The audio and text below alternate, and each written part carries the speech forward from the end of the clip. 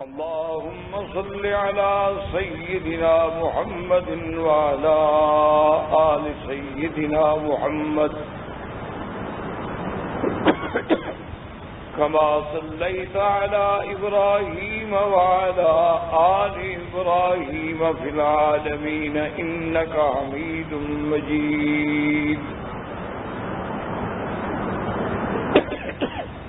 أما بعد فقد قال الله تبارك وتعالى في القرآن المجيد والفرقان الحميد: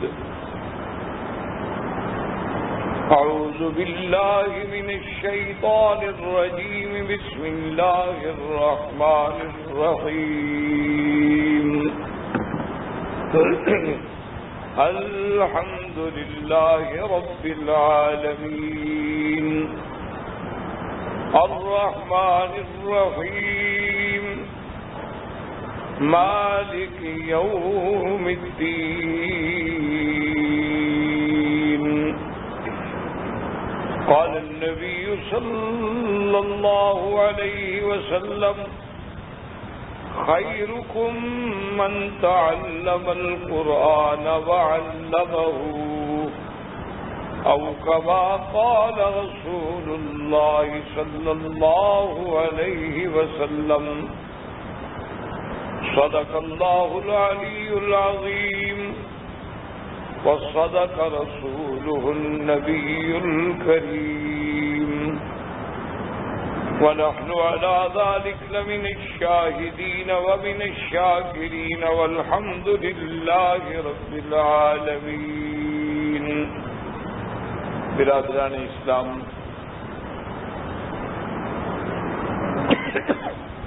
واجب الاحترام بزرگوں، دوستوں، بھائیوں، عزیز نوجوانوں، الحمدللہ دروس تفسیر کے ضمن میں سورۃ فاتحہ کے فضائل، سورۃ فاتحہ کے خصائص، سورۃ فاتحہ کے بارے میں احادیث ماثورہ، اقوال علماء الحمدللہ اپنی طالب علمانہ حیثیت کے ساتھ بیان ہو چکے ہیں. اب سابقہ درس میں بات یہ ہو رہی تھی کہ شبہات جو ہیں ان کا رد. جیسا کہ میں نے آپ سے بھی عرض کیا تھا کہ شبہات جو ہیں متقدمین بھی یعنی ان کے بھی تھے، متاخرین کے بھی. کیونکہ باطل کے پاس جب کسی بات کو دلائل سے رد کرنے کی قوت نہ ہو تو وہ پھر توہمات کے ذریعے، تخیلات کے ذریعے، فرضی تصورات اور اس کے بعد شبہات پیدا کرنے کی کوشش کرتے. جوں جوں دور تبدیل ہوتا گیا، شبہات کا انداز بھی تبدیل ہوتا گیا. لیکن اللہ کا قرآن ایک ایسی سچائی ہے، ایک ایسی حقیقت ہے،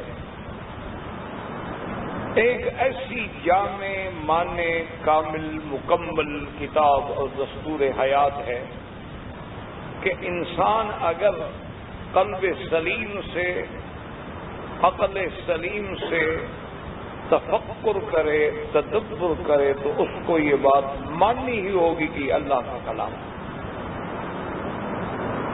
اور یہ ہر دور میں ہوتا ہے.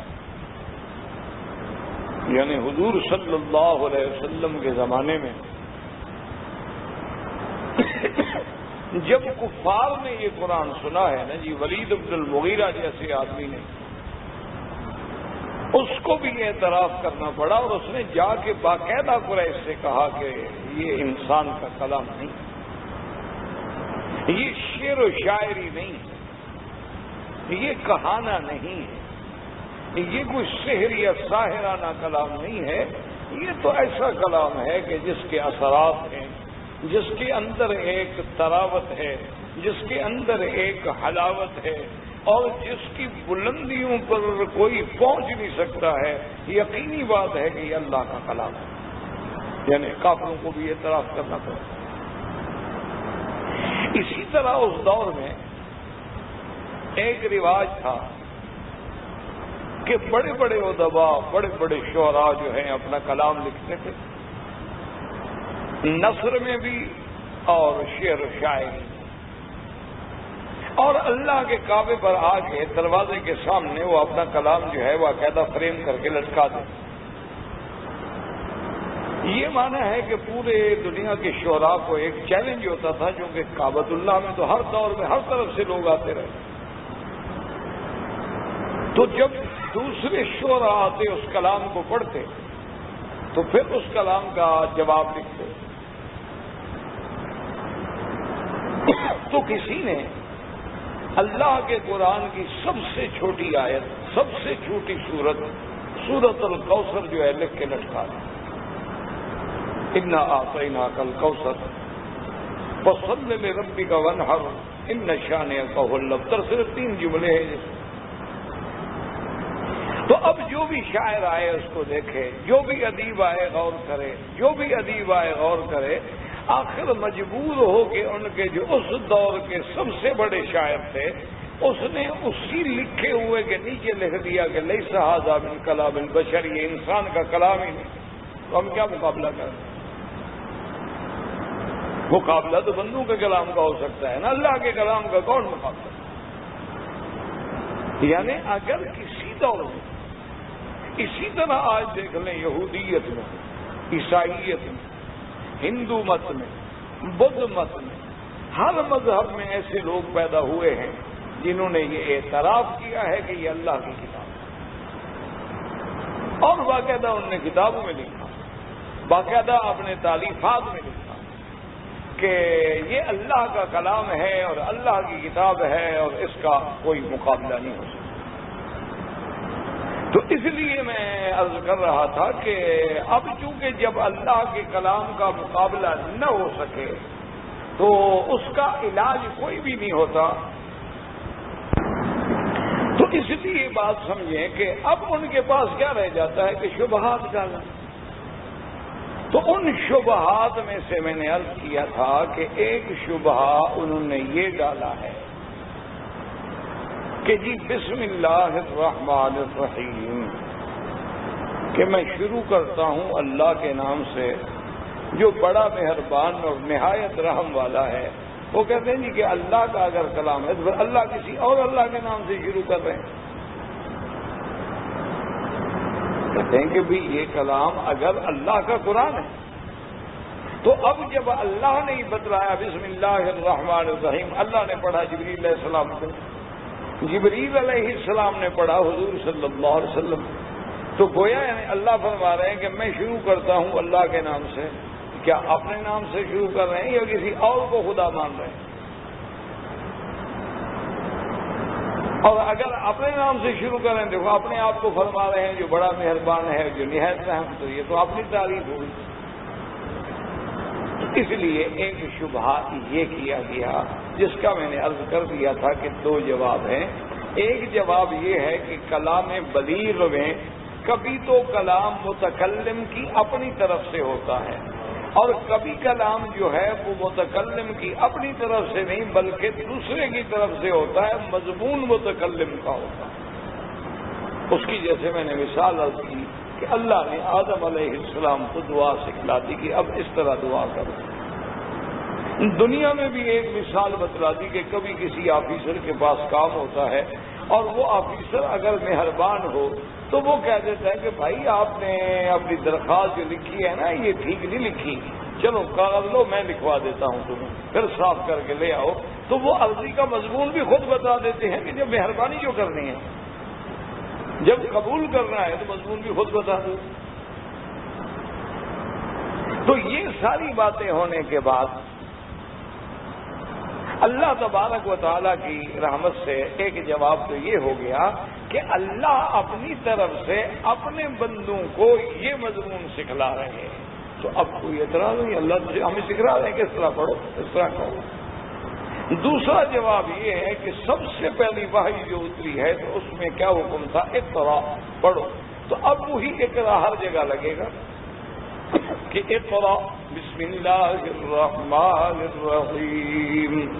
ختم ہو گیا کہ اللہ نے ہمیں حکم دیا کہ یہ پڑھو. تو جب اقرا کے تابع آ گیا تو شبہ جو ہے وہ ختم. اچھا، اسی طرح جی اب ان کا دوسرا شبہ وہ یہ کہتے ہیں کہ بھئی یہ ایک ہی لفظ کا تکرار جو ہے وہ بلاغت کے خلاف ہوتا. یعنی ایک جملے کو آپ اگر کہیں بار بار لکھیں تو وہ فصاحت و بلاغت کے خلاف شمار ہوتا. فصاحت و بلاغت کا معنی یہ ہوتا ہے کہ جو جملہ ایک دفعہ استعمال ہوا ہے اس کو پھر تو نہ کریں استعمال. تو جب اللہ کا کلام ہے اور اللہ کے کلام سے زیادہ فصیح کلام کسی کا ہو نہیں سکتا تو کہتے ہیں یہ کیا بات ہوئی کہ بسم اللہ میں بھی الرحمن الرحیم ہے اور الحمدللہ رب العالمین کے بعد بھی الرحمن الرحیم. تو کہتے ہیں یہ کیسے ہو؟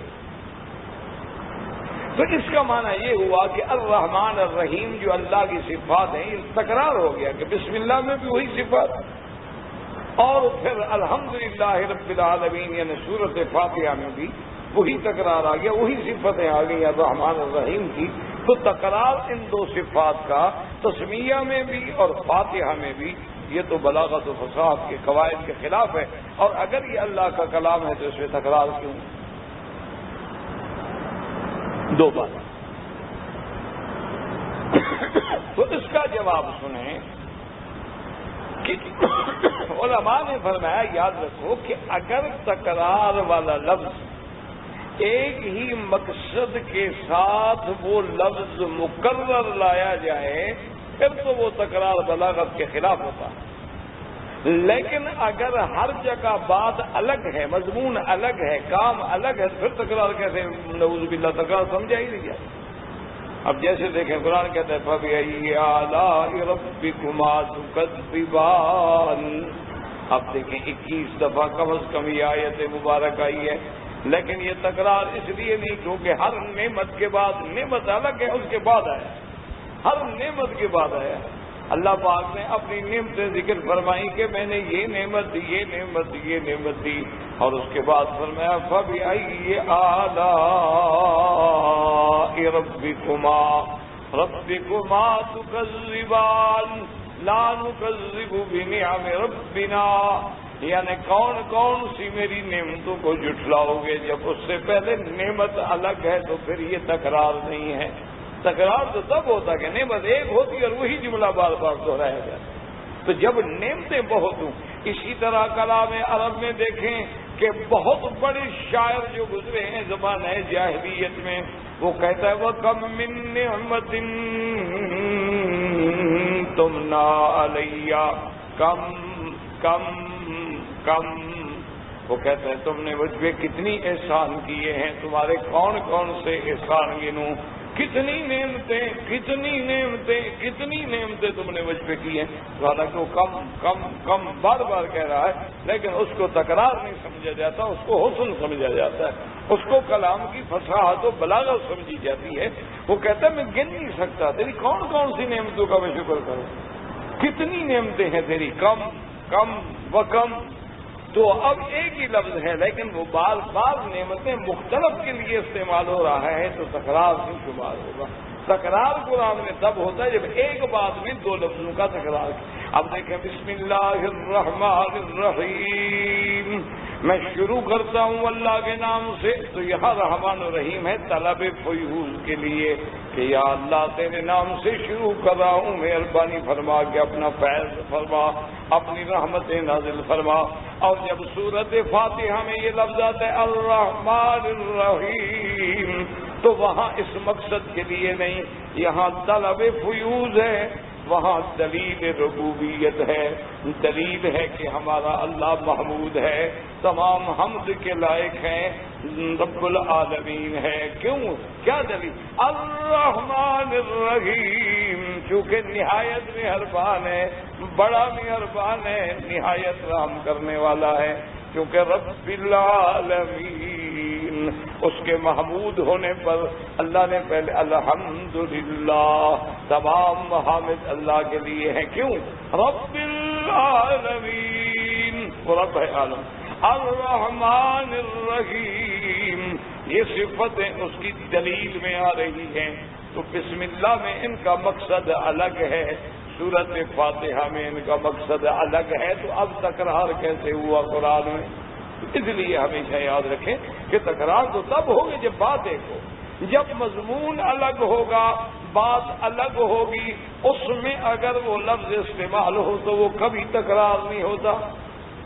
تو اس لیے علماء نے فرمایا کہ یہ تمہارا شبہ غلط ہے کہ یہ تکرار ہے. کوئی تکرار نہیں، یہ تو کلام بلیغ ہے. بلاغت کی انتہا ہے کہ ایک ہی چیز کو ایک صفت میں لگاؤ تو مدح بن جاتی ہے. دیکھو اب دیکھیں، اب کسی بندے کو کہتے ہیں الامی، کسی کو کہہ دو تم امی ہو، کیا مانا ہے؟ یعنی ان پڑھ ہو، جاہل.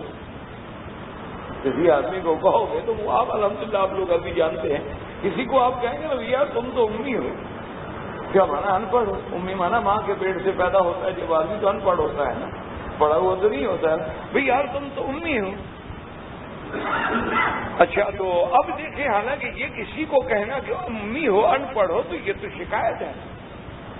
لیکن اللہ نے اپنے نبی کو فرمایا النبی الامی الذی یجدونہ مکتوبا عندہم فی التوراۃ والانجیل. اللہ نے فرمایا میرا مدنی محمد مصطفیٰ نبی الامی. تو اب حالانکہ وہ امی والی صفت لگائی جا رہی ہے، لیکن کسی دوسرے کو کہو تو ذم ہے. جب میرے مدنی کے ساتھ لگے تو مدح بن جاتی ہے کہ وہ نبی امی جو کسی سے نہیں پڑھا لیکن ساری دنیا کو پڑھانے کے لیے آ گیا. تو اب وہی چیز تعریف بن گئی. یعنی وہ چیز جو دوسرے کے لیے مذمت بن رہی تھی میرے مدنی کے ساتھ لگی تو تعریف بن گئی. لفظ ایک ہی ہے. اس لیے کسی نے کہا تھا کہ تو نے کانٹوں کو چھوا اور گلستان کر دیا، کہ تم نے تو کانٹوں کو بھی ہاتھ لگائے محمد مصطفیٰ، تو وہ بھی باغ بن گئے. کہ تمہارا کمال یہ ہے کہ وہ لفظ جو ساری دنیا کے ساتھ لگایا جائے اور وہ ذم بنتا ہے، شکایت بنتا ہے، توہین بنتا ہے، لیکن میرے نبی کے ساتھ لگے تو مدح اور تعریف بن جاتی ہے. اچھا اس کی مثال میں آپ کو ہندوستان میں بھی ایک بڑے شاعر گزرے ہیں، تو بطور مثال سمجھانے کے لیے میں ان کی کلام آپ کو بتاؤں. ایک دن اتفاق ہوا، یہ میرے خیال میں جگر مراد آبادی کی بات ہے، تو ہو سکتا ہے میں نام بھول رہا ہوں لیکن میرا خیال یہی ہے. بہرحال وہ اتفاق سے ایک جگہ سے گزر رہے تھے. شاعر تو شاعر ہوتا ہے نا. تو کوئی ایک عورت جو ہے وہ اپنا بالا خانے میں یعنی دوسری منزل کی وہ ٹیرس یا جو صحن ہوتا ہے اس میں کھڑی تھی. تو جگر گزرے تو ان کی جگر تھا یا کوئی اور تھا، بھارت کوئی تھا بھارت. تو بار صورت یہ ہے کہ جب وہ دیکھا انہوں نے تو وہ لمبے قد کی عورت تھی.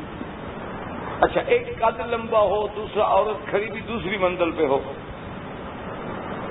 تو شاعر کا دماغ تھا تو اچھا وہ تھی بھی گندی جگہ جہاں سے حضرت گزر رہے تھے، تو بہرحال اس بازار سے گزر رہے تھے تو وہاں دیکھا کہ بھی ایک عورت ہے اور لمبے قد کی ہے اور اوپر کھڑی ہے. تو جو سے نظر پڑی نا تو کہتے ہیں فوراً کہ طول شب فرقت سے بھی 2 ہاتھ بڑی ہے. طول شب فرقت سے کیوں؟ جدائی کی رات بڑی ہوتی ہے نا، وصل کی رات مختصر ہوتی ہے نا. ملنے کی رات گزر جائے گی پتہ نہیں لگے گا 15 منٹ گزرے ہیں رات گزری ہے. لیکن اگر جدائی کی رات ہو، بیمار کو پوچھو نا کہ رات کتنے گزرتی ہے، تندرست کو کیا پتہ لگتا ہے. سویا تو آنکھ کھلی ہو یار نماز بھی جا رہی. بیمار تو ساری رات کروٹیں بدلے گا، وہ کہے گا پتہ نہیں رات ختم ہونے بھی نہیں آ رہی. تو تکلیف والی رات جو ہے بڑی لمبی ہوتی ہے. تو اس لیے انہوں نے اس کو قد تھا لمبا اور پھر اوپر کھڑی ہو تو کہا کہ طول شب فرقت سے بھی 2 ہاتھ بڑی ہے. یعنی یہ تو جدائی کی رات سے بھی 2 ہاتھ آگے ہے، اتنی بڑی ہے، یعنی اتنی اونچی اتنی لمبی ہے. تو کسی کا اتنا لمبا ہونا جو ہے وہ شکایت ہے. اچھا وہ بھی تو اس بازار کی عورت تھی نا، تو اس نے فوراً اوپر سے سلام کیا، السلام علیکم آپ کیا فرما رہے ہیں؟ تو دیکھا کہنے لگا کہ وہ زلف جو تیرے رخسار پہ آن پڑی. اب تعریف ہو گئی. قد کا اتنا لمبا ہونا جو ہے وہ تو مذمت تھا، لیکن زلفوں کا بڑا ہونا جو ہے وہ تو حسن تھا۔ تو اسی نے ایک ہی کلام کو مذمت سے نکال کے حسن میں بدل دیا کہ کسی کو کہا جائے یار تو لمبو ہے، تو یہ تو عیب ہوا نا، لیکن کسی کا اس کی بیوی کی زلفیں بڑی لمبی ہیں، یہ تو تعریف ہوئی۔ تو اس لیے انہوں نے ایک چیز کو یعنی مذمت سے نکال کے مدح میں لے آئے کہ اچھی یعنی بری بات کو اچھی بات میں لے آئے۔ تو یہ ایک شاعرانہ فصاحت و بلاغت ہوتی ہے، اور قرآن تو وہ کلام ہے جہاں شاعر جواب دے گئے۔ دنیا کے ادیب ایک بہت بڑے شاعر تھے جاہلیت میں، مسلمان ہو گئے۔ جب مسلمان ہوئے تو ایک دن صحابہ نے کہا بھی ہمیں کوئی اپنے شعر سناؤ، تم تو اتنے بڑے شاعر تھے۔ اس نے کہا جب سے قرآن پڑھا ہے ہم نے شعر کہنا ہی چھوڑ دیا، قرآن کے بعد یار کون سا شعر ہے؟ اس نے کہا اس نے تو ہماری ساری فصاحتیں جو تھی نا ہمیں گم کر دیا ہے، ہم اس کے آگے بول ہی نہیں سکتے۔ اس لیے اس نے کہا ہم نے فیصلہ کیا ہے کہ ہم قرآن کے بعد شعر کہتے ہی نہیں، شعر کہنے کی ضرورت کون مقابلہ کرے، کیا بات کرے؟ جو قرآن میں تلمیحات ہیں، اشارات ہیں، عنایات ہیں، جو اس میں سجا ہے، جو اس میں جملوں کی سجاوٹ ہے، جو اس کے اندر تراوٹ ہے، جو اس کے اندر نظارہ ہے، جو اس کے اندر حلاوت ہے، وہ کہاں سے ہم لے آئیں؟ یہ تو اللہ کا کلام ہے۔ اس لیے ہمیشہ یاد رکھیں کہ یہ تکرار نہیں ہے، بلکہ جب ہر جگہ ایک ہی لفظ ہے لیکن استعمال الگ الگ مقام پہ ہو رہا ہے تو اس کو کبھی تکرار نہیں کہا جائے گا۔ بسم اللہ الرحمن الرحیم میں طلب فیوزات ہے، الحمدللہ رب العالمین الرحمن الرحیم میں صفات خداوندی کا بیان ہے، وہاں الگ چیز ہے یہاں الگ چیز ہے، تو تکرار نہیں ہوگا۔ تو یہ قرآن پر شبہ کرنا جو ہے یہ بھی باطل ہے۔ اچھا جی، اسی طرح وہ ایک اور شبہ کرتے ہیں، وہ کہتے ہیں جی کہ ٹھیک ہے الحمدللہ رب العالمین، وہ کہتے ہیں کہ الف لام جو ہے اس کا استعمال یا جنس کے لیے ہوگا یا استغراق کے لیے ہوگا، کیونکہ یہ کہتا ہے کہ الف لام جو ہے نا 4 چیزوں کے لیے استعمال ہوتا ہے، یا جنس کے لیے، استغراق کے لیے، عہد ذہنی کے لیے، عہد خارجی کے لیے۔ جنس کا بہرحال یہاں 2 چیزوں میں ہوگا، یا جنس یا استغراق، یعنی جنس سے حمد جو ہے وہ اللہ کے لیے ہے، یا یہ ہے کہ حمد کی تمام جزئیات، اقسام، انواع سب اللہ کے لیے، کہ حمد و ثنا کے لائق جو ہے صرف اسی کی ذات ہے، کہ وہی ذات محمود ہے، تمام محامد اسی کے لیے ہیں، اور ساری کائنات اسی کا حمد کر رہی ہے، ساری کائنات اس کی تسبیح کہہ رہی ہے۔ وَإِن مِّن شَيْءٍ يُسَبِّحُ إِلَّا يُسَبِّحُ بِحَمْدِهِ وَلَٰكِن لَّا تَفْقَهُونَ تَسْبِيحَهُمْ۔ وہ کہتے ہیں جی کہ قرآن کا یہ دعویٰ ہے کہ سب تعریفیں کس کے لیے ہیں؟ اللہ کے لیے ہیں۔ تو یہ ایک قرآن کا دعویٰ ہے، اور پہلا دعویٰ ہے کہ الحمدللہ رب العالمین، کہ تمام تعریفیں کس کے لیے ہیں؟ اللہ کے، جو رب ہے عالمین۔ اب وہ کہتے ہیں کہ جی جب تمام تعریفیں اللہ کے لیے ہیں تو پھر اسی قرآن میں نبی پاک کی تعریف بھی موجود ہے۔ اللہ فرماتے ہیں کہ میرا نبی جو ہے رحمت للعالمین ہے۔ اللہ تبارک و تعالیٰ فرماتے ہیں وہ بشیر ہے، وہ نذیر ہے، وہ سراج منیر ہے، علی خلق عظیم ہے۔ تو جب وہاں ساری تعریفیں اللہ کے لیے ہیں تو پھر کسی دوسرے کی تعریف کیسے ہوگی؟ وہ کہتے ہیں انبیاء کی بھی تعریف ہے۔ اللہ نے قرآن میں کتنے پیغمبروں کی تعریف بیان کی، حضرت ابراہیم علیہ السلام، حضرت موسیٰ علیہ السلام، حضرت عیسیٰ علیہ السلام، حضرت ادریس علیہ السلام، حضرت اسماعیل علیہ السلام، حضرت ایوب علیہ السلام۔ کہیں ان کے صبر کی تعریف ہے، کہیں ان کے صادق الوعد ہونے کی تعریف ہے، کہیں ان کے مخلص ہونے کی تعریف ہے۔ تو انہوں نے کہا ادھر آپ کہتے ہیں کہ تمام تعریفیں اور تمام محامد اور تمام جزئیات حمد جو ہے اللہ کے لیے ہیں، تو یہاں تو آپ غیر کی تعریف کر رہے ہیں، نبی کی تعریف ہے۔ اچھا، انبیاء کے علاوہ اولیاء اللہ کی تعریف ہے، صحابہ کی تعریف ہے، تابعین کی تعریف۔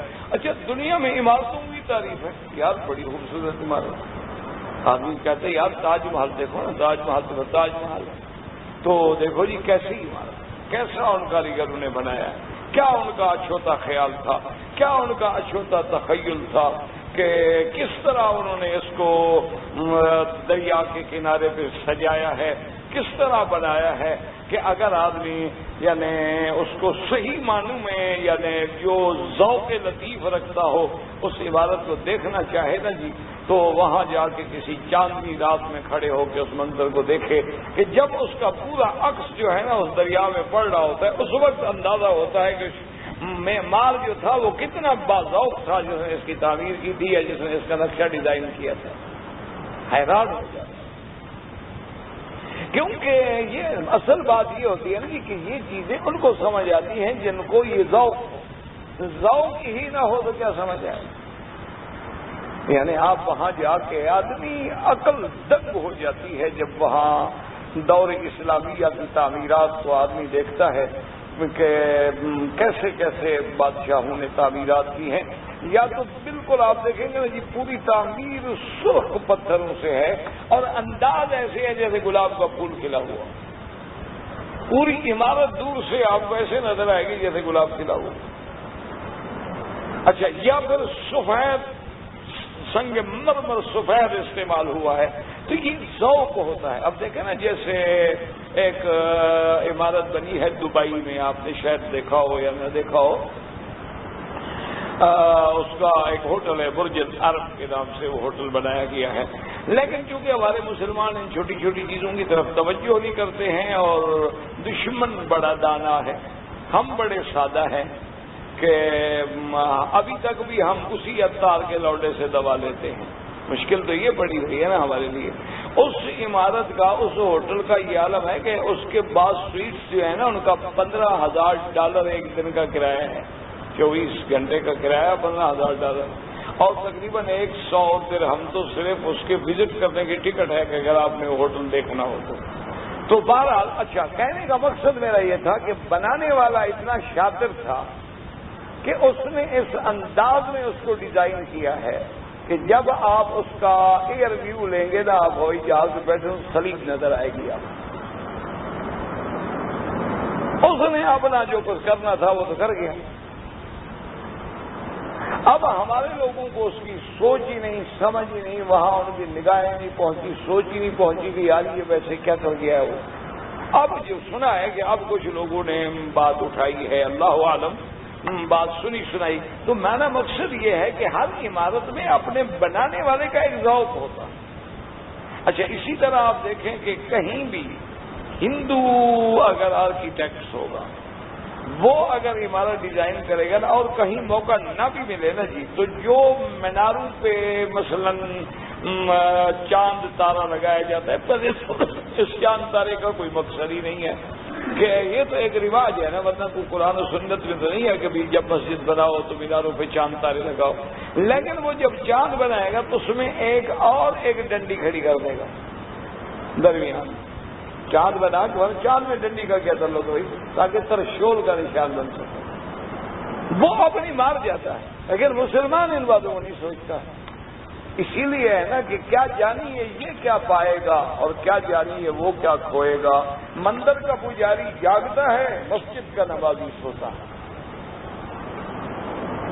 اب یہ ہمارا حال ہے، یہ ہمارا حال ہے کہ انہوں نے ہمارے ہر مقام پر ایسے انداز میں اثر ڈالا ہے کہ اب مسلمانوں کا کلچر تبدیل کر کے رکھ دیا ہے۔ اب یعنی مسلمان عورتیں جو ہیں وہ تلک لگاتی، اب مسلمان عورتیں اسی طرح ساڑی باندھتی، اب مسلمان عورتیں اسی طرح کی جیولری پہنتی ہیں، اب مسلمان عورتیں اسی طرح کے نام رکھتی ہیں۔ یعنی آپ حیران ہوں گے، مجھے ایک اچھے خاصے مسلمان گھرانے کے آدمی نے کہا کہ جب میرا والد فوت ہوا تو میرا بچہ کہنے لگا کہ وہ تقریباً کوئی 10-11 سال کا ہے، اچھا خاصا سمجھدار ہے، پڑھتا ہے انگلش اسکولوں میں، بڑے آدمی ہیں، تو کہنے لگا کہ ان کی میت رکھی ہوئی تھی تو وہ جناب بڑا بھاگتا بھاگتا آیا تو کہنے لگا کہ ڈیڈی جب گرینڈ پاپا کو آگ دیں گے تو آگ میں لگاؤں گا۔ سے سمجھا کہ ہم نے بھی دادا کو جلانا ہے، کیونکہ وہ فلمیں دیکھ رہا ہے کہ مردوں کو جلایا جاتا ہے، اس کے دماغ میں تو وہی بات بیٹھی۔ اس کو تو نہیں پتا ہے کہ مردوں کو جلایا جاتا ہے یا مردوں کو دفن کیا جاتا ہے یا قبر ہوتی ہے، اس کو کیا پتا ہے ان باتوں کا؟ وہ جو دیکھتا ہے وہی اس کے پردے سکرین پہ نقش ہے، وہی اصل انداز ہے۔ تو اس لیے میرے کہنے کا مقصد یہ تھا کہ ہر چیز کی تعریف ہوتی ہے۔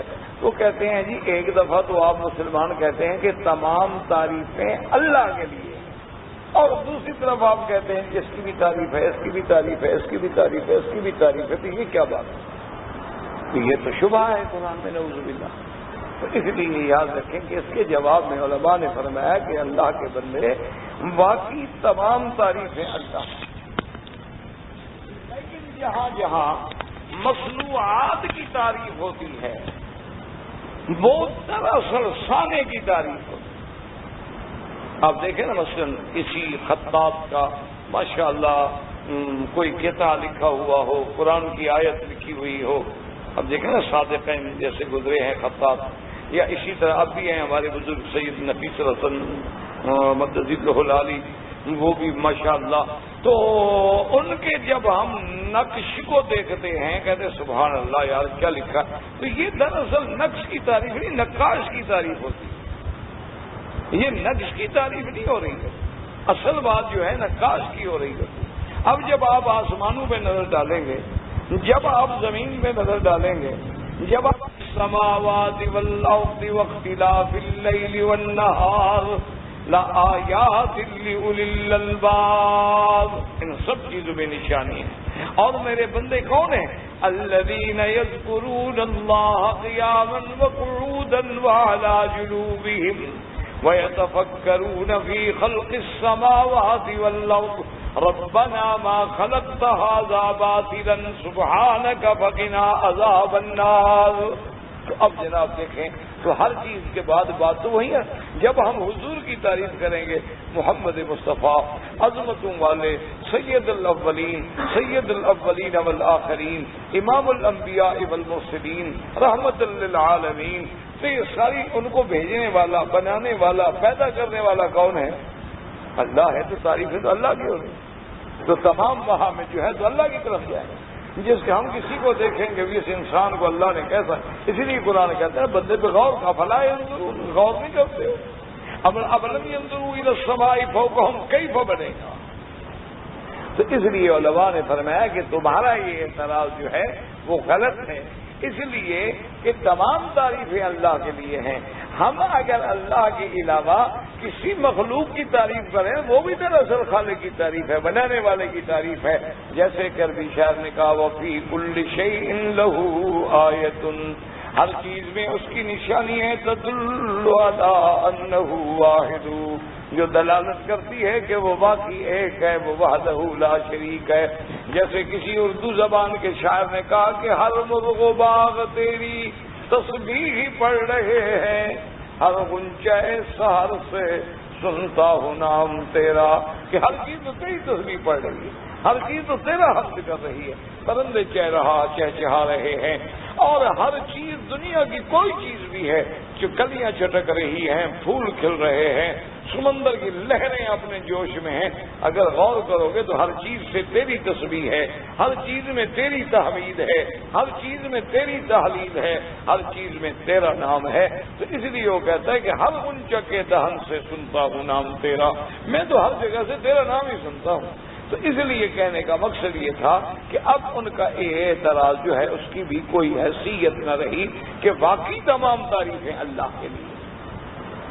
اب جناب آگے آئیں، ایک اور شبہ وہ کرتے ہیں، وہ کہتے ہیں جناب کہ بسم اللہ میں بھی آیا بسم اللہ الرحمن الرحیم، پھر فاتحہ میں آیا الحمدللہ رب العالمین الرحمن الرحیم۔ کہتے ہیں اللہ کی دو صفتیں ہیں، رحمان رحیم۔ وہ کہتے ہیں کہ رحمان کا وزن جو ہے فعلان ہے، رحیم کا وزن جو ہے فعیل ہے۔ رحیم میں 4 حرف ہیں، رحمان میں 5 ہیں۔ تو قاعدہ یہ تھا، وہ کہتے ہیں کہ پہلے ادنا کو ذکر کیا جاتا تاکہ ترقی من الادنا الی الاعلی ہوتی، کہ رحیم کا پہلے ذکر ہوتا، رحمان کا بعد میں ہوتا۔ لیکن دونوں جگہ رحمان کا ذکر پہلے آیا اور رحیم کا ذکر بعد میں. یہ تو اعلیٰ سے ادنا کی طرف آ رہا ہے. تو آدمی نیچے سے اوپر جاتا ہے نا کہ اوپر سے نیچے آتا ہے. تو انہوں نے ایک شبہ لوگوں کے دماغ میں یہ بھی ڈال دیا کہ بھئی اگر یہ اللہ کا کلام ہے تو رحمان میں 5 لفظ ہیں اور رحیم میں 4 لفظ ہیں. مانا رحمان میں زیادہ مبالغہ نظر آ رہا ہے. تو یہاں رحمان مقدم ہے رحیم، حالانکہ چاہیے تھا من الادنا الی الاعلی کہ پہلے کم ہوتا پھر اس کے بعد بڑا ہوتا پھر اس کے بعد بڑا ہوتا. اس کو کہتے ہیں ترقی من الادنا الی الاعلی. تو انہوں نے کہا کہ یہ تو اعلیٰ سے الی الادنا ہو رہی، تو یہ کیسے ترقی ہے؟ تو اب جناب اس کا جواب دیکھیں. ایک جواب تو یہ ہے کہ جیسے کلام میں ترقی من الادنا الی الاعلی ہوتی ہے اس کو آپ محسوسات میں نہ لے جائیں. یعنی ایک بات ہو رہی ہے کلام مبارک میں اور تم اس کو محسوسات میں لے جا رہے ہو کہ جی کسی مکان پہ چڑھنا ہو تو نیچے سے اوپر چڑھیں گے، نہ کہ اوپر سے نیچے اتریں گے. وہاں اس کے ساتھ تشبیہ دینے کا تو کوئی عقل ہی نہیں. اور دوسری بات یوں سمجھیں کہ قرآن ہمیں یہ بتلاتا ہے کہ کبھی کبھی ادنا سے اعلیٰ کی طرف بھی آتا ہے، کبھی کبھی ادنا سے اعلیٰ کی طرف بھی آتے ہیں.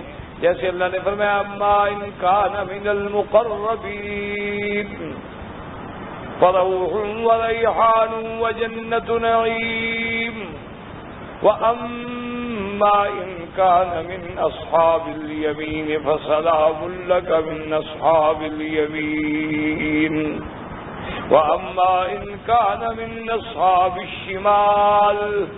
تو اب دیکھیں پہلے مقربین، حالانکہ مقربین تو سب سے اعلیٰ تھے، اس کے بعد اصحاب الیمین پھر اصحاب الشمال. تو اب اعلیٰ سے ادنا کی طرف آ رہے ہیں. تو کبھی ترقی من الادنا الی الاعلی بھی ہوتی ہے، کبھی ترقی من الاعلی الی الادنا بھی ہوتی ہے. ایک دوسری بات یہ ہے کہ بعض علماء نے اس کا ایک اور جواب دیا. انہوں نے کہا بھی دیکھو کہ رحمان میں باقی مبالغہ ہے لیکن اب لغیت من حیث الکم بھی ہوتی ہے، من حیث الکیف بھی ہوتی ہے. بات کو سمجھیں کہ اب لغیت جو ہے من حیث الکم بھی ہوتی ہے، من حیث الکیف بھی ہوتی ہے. مانا کمیت کیا مانا؟ مثلا ایک جگہ ہم دیکھیں کہ 10 موتی رکھے ہیں، ایک جگہ 1 رکھا ہے. تو اب کمیت کے اعتبار سے تو یہ 10 زیادہ ہے کیونکہ یہ 10 ہے اور یہ 1 ہے. تو صاف بات ہے کہ 1 سے 10 زیادہ ہوتے. اچھا اس کو کہتے ہیں کمیت. اچھا کیفیت یہ ہے کہ یہ 10 موتی جو ہیں 10 ہزار کے ہیں تو 1 لاکھ کے بنے. یہ 1 موتی 2 لاکھ کا ہے تو کیفیت میں تو یہ بڑھ گیا. بات تو سمجھیں کہ کمیت اور کیفیت کی آپ کو بات سمجھ آ جائے خدا کرے. جیسے کسی فلسفی نے ایک دفعہ یہ کیا، ویسے بات اس نے بہت اچھی کی، آدمی کو سمجھنی چاہیے. کسی کا بھی قول ہو اگر اچھا ہے تو اسے لینا چاہیے. تو اس نے یہ کیا کہ اپنے شاگردوں کو بٹھا کے ایک شیشے کا جار یعنی مرتبان جسے آپ کہتے ہیں، شیشے کا مرتبان رکھا اور چھوٹی چھوٹی گیند ہوتی ہے نا یہ ربڑ کی بنی ہوئی، چھوٹی بچے کھیلتے ہیں گولی میں، تو وہ بھی بہت ساری اس نے نکالا اور اس میں ڈالتا گیا. اب جناب بالکل وہ آخر تک آ گیا. اس نے پوچھا اپنے شاگردوں سے کہ بھئی یہ دیکھ رہے ہو مرتبان بھر گیا؟ انہوں نے کہا جی ہاں بھر گیا. انہوں نے کہا اور تو کوئی گنجائش نہیں؟ انہوں نے کہا جی بالکل بھر گیا ہے، ڈھکنے تک آ گیا ہے، ڈھکنا بھی اب ذرا زور سے بند کرنا ہوگا. انہوں نے کہا ٹھیک ہے. اب جناب اس نے کیا کیا، اس کے بعد اس نے کچھ گندم کے دانے تھے وہ اٹھائے اور وہ ڈال دیے. وہ چلے گئے، وہ جو خالی جگہ تھی نا وہاں دانے چلے گئے. انہوں نے کہا اب بتاؤ بھائی. انہوں نے کہا جی اب تو بالکل بھر گیا، جو خالی جگہ نظر آ رہی تھی وہاں آپ نے گندم کے دانے ڈال دیے. انہوں نے کہا آپ اچھی طرح دیکھ لو. انہوں نے کہا جی ہاں بھر گیا. اس نے تھوڑی دیر کے بعد ریت کی پڑیا اٹھائی اور وہ ڈال دی، ریت ساری بھر دی اور ریت بھی اندر چلی گئی. تو اتنی ساری ریت اسی کے اندر کھپ گئی. تو اس نے کہا جی اب بتاؤ. انہوں نے کہا جی ہاں اب تو بالکل بھر گیا ہے. انہوں نے کہا یار یہ کتنے دفعہ تم بھر ہو گیا؟ یہ پہلے بھی بھر گیا تھا، اس کے بعد جو پھر میں نے اور چیزیں ڈال دی تو پھر آپ نے کہا اچھا اب بھر گیا ہے. تو اب جناب میں نے ریت ڈال دی، ریت بھی ساری اندر چلی گئی، 1 کلو کے قریب ریت اندر چلی گئی. اب کہتے ہیں یہاں پر گیا، اب تو کوئی گنجائش نہیں. انہوں نے کہا جی نہیں ہے. تو کافی پی رہا تھا تو اس نے وہ کافی ساری ڈیل دی، وہ بھی اندر چلی گئی اور ریت پی گئی. تو انہوں نے کہا اب بتاؤ. تو انہوں نے کہا کہ واقعی بات تو ٹھیک ہے، کافی بھی اندر ہضم ہو گئی. تو اس نے کہا بس یہی میں نے سمجھانا تھا کہ اگر تم نے اپنے دماغ میں پہلے سے ہی ریت بھر دی ہے تو باقی کے اندر آئے گی کیسے؟ اگر تم نے دماغ میں، کیونکہ جب ریت بھر دو گے تو جگہ نہیں بچے گی. اگر اسی کو میں گیند کے بجائے ریت سے بھرتا تو اس کے بعد اس میں کوئی چیز نہیں ڈالی جا سکتی تھی، ماں سوائے کے پانی ڈالتے وہ بھی خراب ہو جاتا. تو اس نے کہا اسی طرح تمہیں جو اللہ نے یہ دماغ دیا اس میں اگر تم گندی باتیں سٹور کرتے رہو گے تو فائدہ اس کا کیا ہوگا؟ تو اچھی چیزوں کے لیے جگہ نہیں رہے گی. اگر تم پہلے اس میں اچھی چیزیں رکھو گے تو گندی چیزیں اس کے اندر داخل ہی نہیں ہو سکیں گی، پریشانی ہوگی ہی نہیں. تو اس لیے ہمیشہ یاد رکھیں کہ اللہ کے قرآن کے لیے بھی جب تک آپ تعصب کی عینت کو نہیں اتاریں گے، جب تک آپ بغض و عناد والی اس کیفیت سے نہیں نکلیں گے. چلو آپ مسلمان ہیں الحمدللہ، نہیں ہیں تو کم از کم ایک انسان تو بنے، ایک انسان بنے، عقل سلیم کو سامنے کہیں کہ چلو جی ٹھیک ہے میں مسلمان نہیں لیکن میں انسان ہوں، جو حق ہوگا وہ میں مانوں گا، میں فیصلہ جو ہے وہ صحیح مانوں گا. پھر قرآن کو سمجھنے کی کوشش کریں، پھر تمہیں پتہ لگے گا کہ قرآن کیا کہہ رہا. تو اب جناب دیکھیں کہ دنیا میں اللہ کی نعمتیں جو ہیں باعتبار کمیت کے تو زیادہ ہیں نا. یعنی اللہ کی رحمت جو ہے مسلمانوں پہ ہو رہی ہے، کافروں پہ تو ہوگی. جب بارش برستی ہے صرف کلمہ پڑھنے والوں کے گھر میں آئے گی، ہندو کے گھر میں نہیں جائے گی. کیا یہود اور نصارہ کے گھر میں نہیں، وہ سب کے گھر میں ہے. تو دنیا میں تو اس کی نعمتوں سے، اس کی رحمتوں سے اپنا، پرایا، دوست، دشمن، انسان، حیوان سب مستفید ہو رہے ہیں. تو کمیت کے اعتبار سے چونکہ دنیا میں اس کی رحمت زیادہ تھی تو رحمان کو مقدم لایا گیا. اور قیامت والے دن رحیم الآخرہ، اب اس کی نعمتیں لا شک کا بھی ذالک اگر دیکھا جائے عدد میں تو دنیا سے کم ہو جائیں گی، کیونکہ دنیا میں تو کافروں پر بھی تھی اور آخرت میں کافروں پر نہیں ہوگی. مثلا دنیا میں 2 لاکھ آدمی تھے، 1 لاکھ مسلمان، 1 لاکھ کافر. تو 1 لاکھ کافر بھی تو کھانا کھا رہا تھا، لیکن اب جنت میں تو صرف 1 لاکھ مسلمان ہوگا نا، کافر تو ہوگا ہی نہیں. تو اب وہاں باعتبار عدد کے تو نعمتیں کم ہو جائیں گی، لیکن باعتبار کیفیت کے نعمتیں بڑھ جائیں گی کہ کہاں آخرت کی نعمتیں اور کہاں دنیا کی نعمتیں. وہ تو نعمتیں ہی ایسی ہیں کہ ما لا عین رأت ولا اذن سمعت ولا خطر علی قلب بشر، کہ جن کو کسی آنکھ نے دیکھا نہیں، کانوں نے سنا نہیں اور کسی کے دل و دماغ میں بھی نہیں گزر سکتی کہ اس نعمتوں کی کیا کیفیت ہوگی. کہ وہاں بھی تو عورتیں ہوں گی لیکن وہ تو حورین ہوگی، وہاں بھی تو مکان ہوں گے لیکن وہ تو جنت کے بنے مکان ہوں گے، وہاں بھی تو شراب ہوگا لیکن وہ شراب طہورا ہوگا، وہاں بھی تو نہریں ہوں گی لیکن سلسبیل ہوگی، نہر کوثر ہوگی، حوض کوثر ہوگا. تو وہ باعتبار کیفیت کی تھی، یہ باعتبار کمیت کی تھی. اس لیے اللہ نے رحمان کو مقدم رکھا اور رحیم کی صفت کو مؤخر رکھا. اچھا دوسری بات یہ ہے کہ دنیا پہلے ہے اور آخرت، تو جو چیز پہلے تھی اس کا ذکر پہلے آنا تھا، جو چیز بعد میں تھی اس کا ذکر بعد میں آنا تھا. تو شبہ کا کیا مانا؟ اس لیے اللہ نے فرمایا بسم اللہ الرحمن الرحیم، بڑا مہربان. تو رحمان جو ہے رحمان الدنیا و رحیم الآخرہ. تو اس لیے رحمان کا تعلق چونکہ رحمت خداوندی عالم دنیا سے تھا تو عالم دنیا مقدم ہوتا ہے، عالم آخرت مؤخر ہوتا ہے. اس لیے اللہ نے فرمایا الرحمن الرحیم. تو یہ شبہ جو ہے اس شبہ کی بھی کوئی حقیقت ہے. اب جناب دوسرا اعتراض وہ یہ کرتے ہیں سورۃ فاتحہ پر. وہ کہتے ہیں کہ آپ کی سورۃ فاتحہ میں آتا ایاک نعبد و ایاک نستعین، تیری ہی عبادت کرتے ہیں اور تجھ ہی سے مدد مانگتے ہیں. وہ کہتے ہیں دیکھو اللہ کے بندے مدد پہلے ہوتی ہے، عبادت بعد میں ہوتی ہے، لیکن یہاں عبادت مقدم ہے اور مدد مؤخر ہے. وہ کہتے ہیں جیسے وضو نہ کرو تو نماز ہو، وضو کے بغیر نماز نہیں ہو سکتی تھی، اسی لیے اگر اللہ کی مدد شامل نہ ہوتا وہ کیسے نماز پڑھیں گے، یہ عبادت کریں گے کیسے؟ تو پہلے تو ہمیں مدد بھی لینا خدا کی، تو لہذا نستعین مقدم ہوتا، نعبد مؤخر ہوتا، لیکن قرآن میں ہے ایاک نعبد و ایاک نستعین، اس کی کیا وجہ ہے؟ لہذا ان نے شبہ کر دیا کہ یہاں تقدیم تاخیر کیوں ہے۔ اب جناب یاد رکھیں، اس کے بعد علماء نے یہ جواب دیا کہ کہیں کہیں فصیح و بلیغ کلام میں بھی فواصل کی رعایت کی جاتی ہے۔ فواصل کا کیا معنی؟ کہ چونکہ پہلے تھا بسم اللہ الرحمن الرحیم، الحمد للہ رب العالمین، الرحمن الرحیم، مالک یوم الدین، ایاک نعبد و ایاک نستعین، تو عالمین، یوم الدین، نستعین، تو فواصل جو ہیں آپ اسے مل رہے ہیں تو اس میں ایک حسن اور جمال پیدا ہو رہا ہے۔ اگر ہوتا ایاک نستعین و ایاک نعبد تو پہلی آیت سے نہ ملتا تھا، مالک یوم الدین سے فاصلہ نہ ملتا، تو اس لیے رعایت فواصل کے طور پر بھی اللہ نے یہاں نعبد کو مقدم رکھا ہے اور نستعین کو مؤخر رکھا ہے۔ بعض علماء نے یہ جواب دیا، لیکن اصل جواب جو ہے نا یاد رکھیں،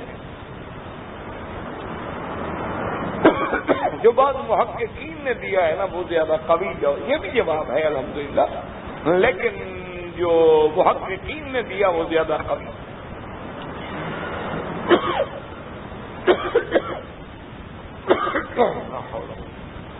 وہ یہ کہتے ہیں جی کہ ایک توحید ہے تشریعی، ایک توحید ہے تکوینی۔ اچھا، تشریعی توحید کا کیا معنی؟ سمجھے کہ تمام عبادت جو ہے کس کے لیے ہے؟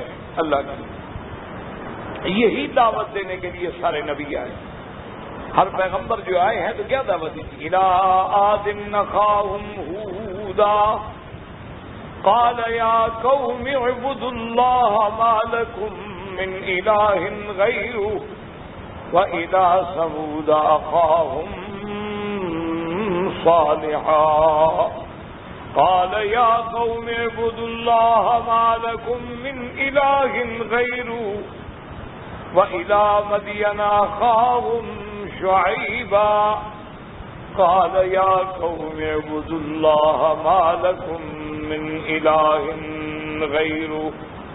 اب دیکھیں ہر پیغمبر نے کیا دعوت دی کہ اللہ کی عبادت کرو جس کے سوا کوئی معبود برحق نہیں۔ تو یہ توحید تشریع ہے۔ اچھا، توحید تکوین کیا ہے؟ کہ ہر چیز پر جب ہم دیکھتے ہیں بھی آسمان کس نے بنایا؟ اچھا، بڑے سے بڑا منکر بھی ہو وہ کہے اللہ نے نہیں بنایا، چلو بتاؤ کس نے بنایا؟ چلو اللہ نے نہیں بنایا، کس نے بنایا؟ کوئی اس کے پاس جواب ہے؟ وہ علامہ اقبال مرحوم کہے نا ایک دفعہ کسی کمیونسٹ ملک میں، تو علامہ صاحب فرمانے لگے کہ میں ہوٹل کے باہر ٹہل رہا تھا لان میں، اور میرا مترجم جو تھا وہ کمیونسٹ تھا۔ میں نے اس سے پوچھا یار یہ ہوٹل؟ اس نے کہا جی ہم نے بنایا۔ اور میں نے کہا لان بڑا خوبصورت ہے؟ اس نے کہا جی ہم نے لگایا، ہم نے بنایا۔ یار پھولوں کی ترتیب بھی بہت اچھی ہے، یہ سب ہم نے کیا ہے۔ تو خام خواہ تو مسلمان ہر بات میں اللہ کو لے آتا ہے، جی اللہ نے کیا، اللہ کا کیا کام ہے؟ میں نے ایک پھول توڑا، میں نے کہا اس کو ذرا دیکھو، یہ اس میں خوشبو کیسے نے ڈالی ہے؟ بس وہ کھڑا ہو گیا۔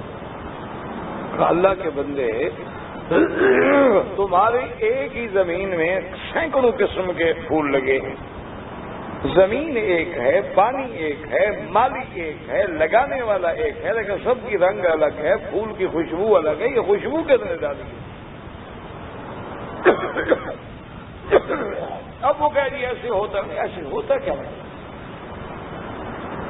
اگر زمین کے اثرات ہوں تو ایک جیسے ہوں، پانی کے اثرات ہوں تو ایک جیسے ہوں، لیکن یہ تو الگ الگ چیز ہے کہ گلاب کی اپنی خوشبو ہے، چمیلی کی اپنی خوشبو ہے، نرگس کی اپنی خوشبو ہے، رات کی رانی کی اپنی خوشبو ہے، چمپا کی اپنی خوشبو ہے، کرنا کی اپنی خوشبو ہے. یہ کیا بات ہے؟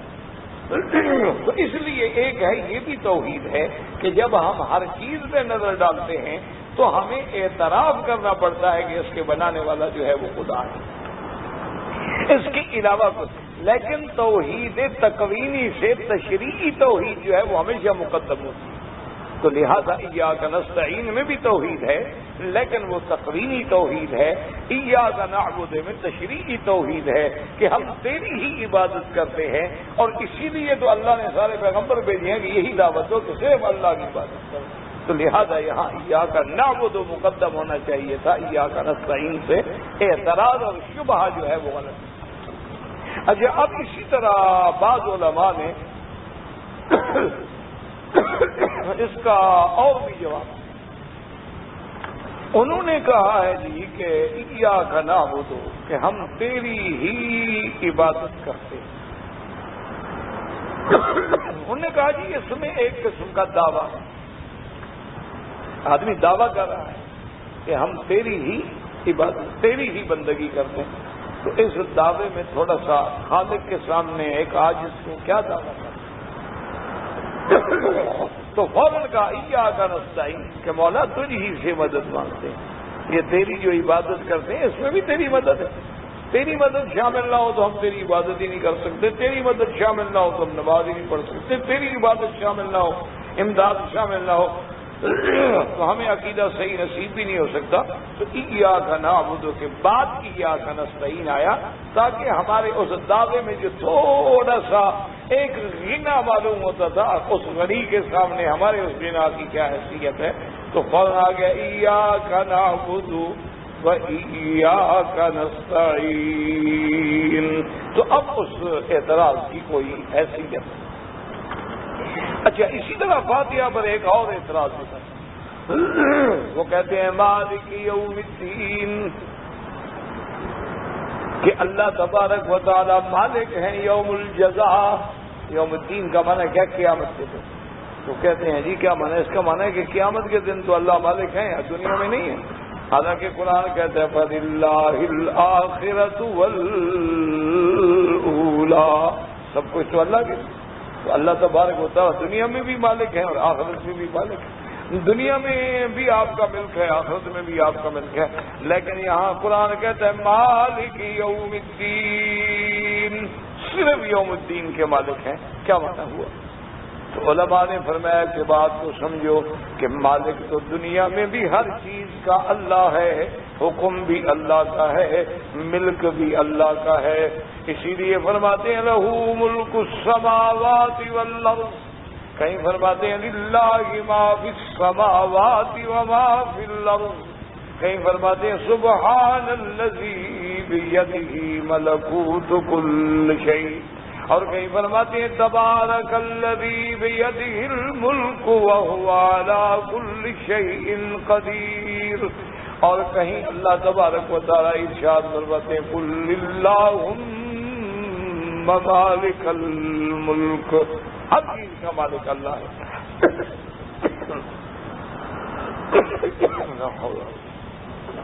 لیکن یاد رکھو کہ مالک تو ہر چیز کا اللہ ہے، لیکن دنیا میں اللہ نے مجازی طور پر تو ملک دیا ہوا ہے. آپ کہتے ہیں یہ زمین کا میں مالک ہوں،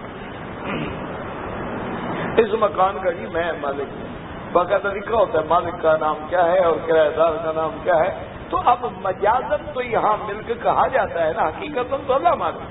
ہر چیز اللہ کی، ہر چیز اللہ کی مخلوق ہے، اللہ کی مخلوق ہے، اللہ کا ملک ہے. لیکن دنیا میں مجازن بندہ کہہ دیتا ہے کہ جناب یہ مکان میرا ہے، یہ بلڈنگ میری ہے، یہ زمین میری ہے، یہ جگہ میری ہے، یہ کتاب میری ہے.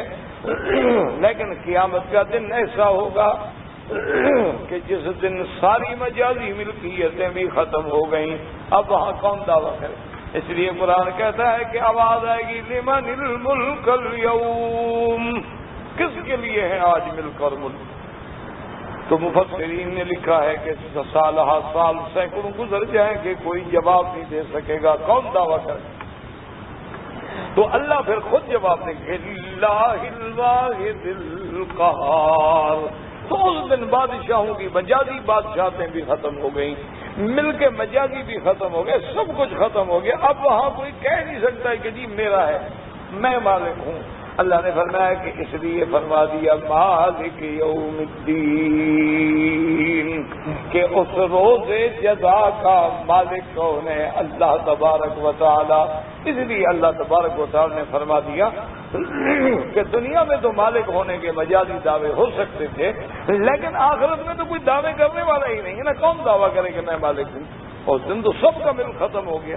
اس دن تو سب حاضری میں کھڑے ہیں. یوم یقوم الروح والملائکۃ صفا لا یتکلمون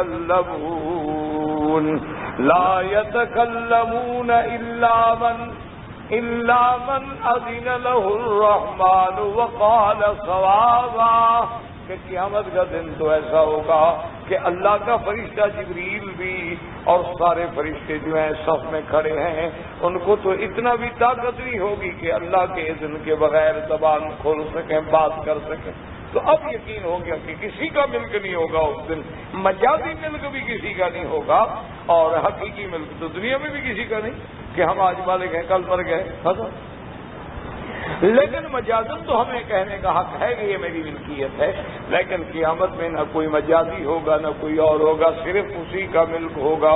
اس لیے اللہ نے فرمایا الرحمن الرحیم، آگے فرمایا مالک یوم الدین ایاک نعبد وإياك نستعين وآخر دعوانا الحمد لله رب العالمين.